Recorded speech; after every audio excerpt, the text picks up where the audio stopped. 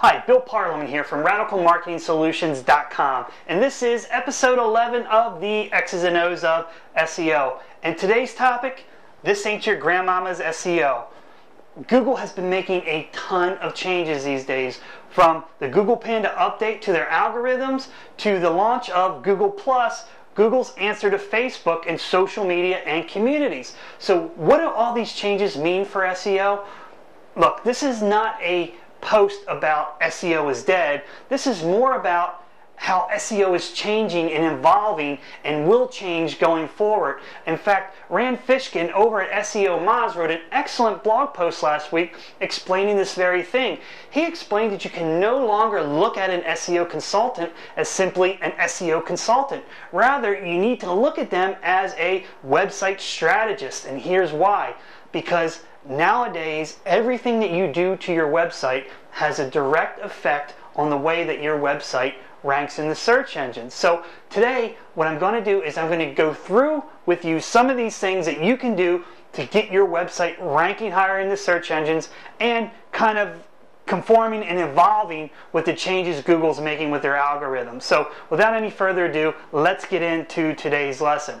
So the first thing I want to talk to you about, a very traditional SEO strategy, link building. It's still super important, and for my money, the number one thing you need to do to get your website ranking high in the search engines. The only difference is you need to really focus on your quality of links. You want to make sure that the links you're getting from other websites are quality websites, and hopefully sites that have something to do with your website. It's no longer you can get a whole mess of links to your website and outrank your competitor. It's not going to happen that way. In fact, I've seen several situations where websites that have way more links than their competitors are not ranking as high because they're not very good links. And in fact, Google Webmaster Tools is starting to send out emails to webmasters alerting them that their links aren't so good, or they're paid links, so something to pay attention there. But still, link building important. Just make sure you're using quality links from quality websites.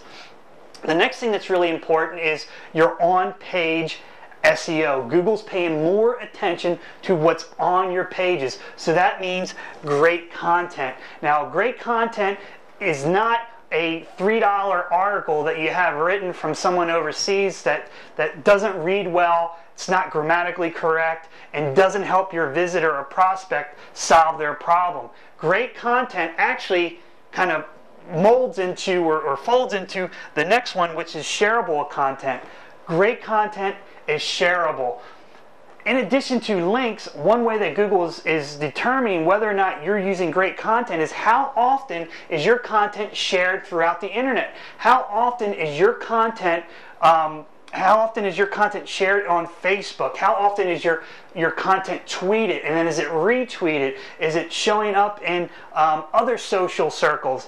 So if you don't have great content that people don't feel compelled to grab and share with other people, then you need to kind of reevaluate the content that you're putting up on your site. So great shareable content is really important nowadays.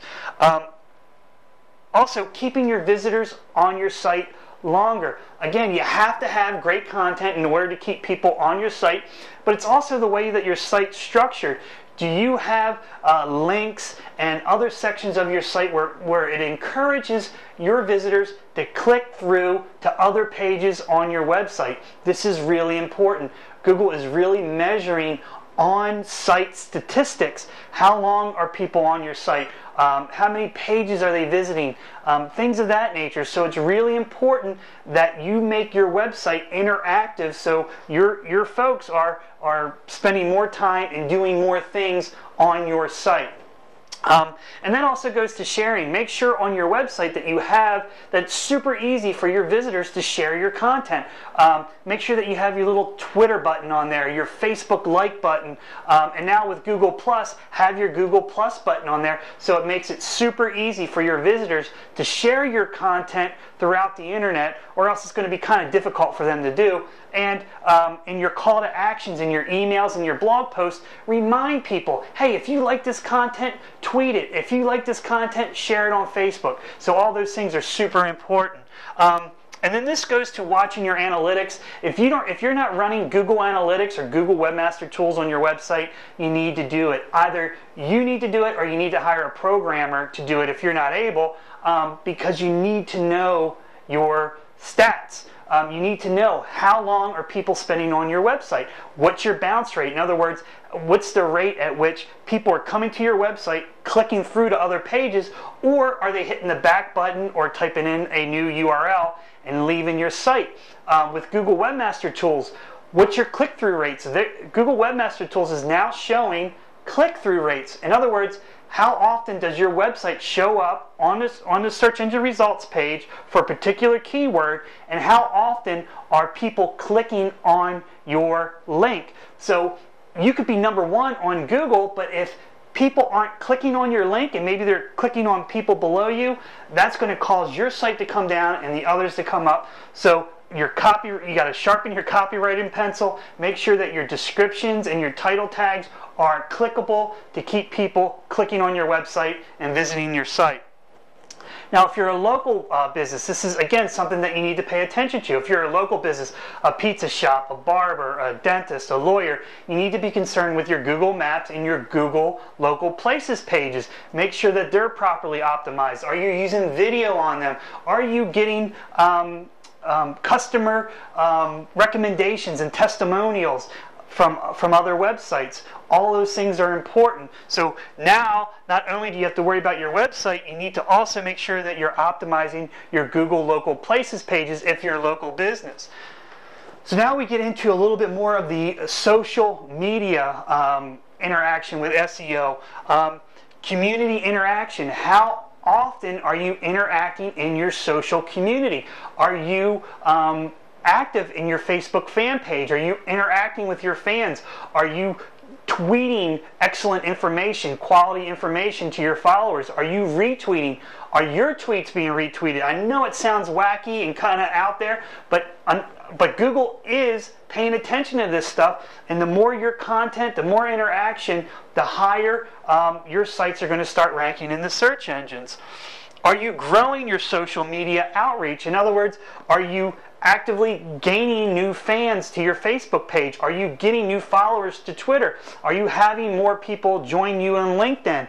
And now with Google Plus, are you getting more people adding you to social circles? Are you adding other people to social circles?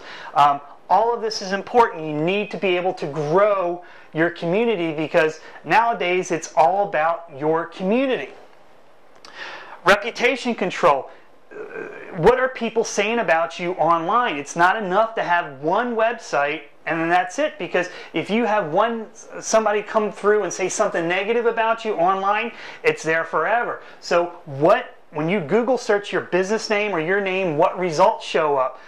By having social media websites, by being active, having a blog, all of those things, that's going to take up a lot of space on the internet and in the search results pages. So you need to pay attention to what people are saying about you. By having your social media set up, your blogs, and a nice community, you're able to overcome any kind of negative reputation management situation you may occur. So just pay attention to your reputation management. You also have to pay attention to universal search. What is universal search?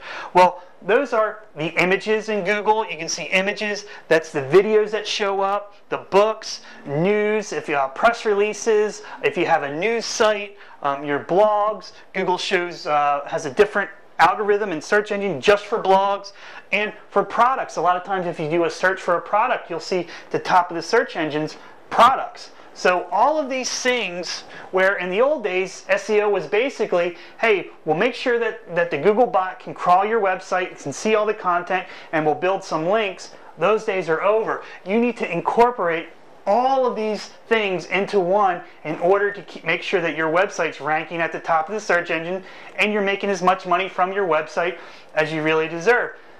So that's a lot of stuff. I hope you enjoyed today's lesson. If you have any questions, comments, please feel free to leave them in the comment box below. Again, if you have any other ideas for future episodes, please leave those in the comment box as well.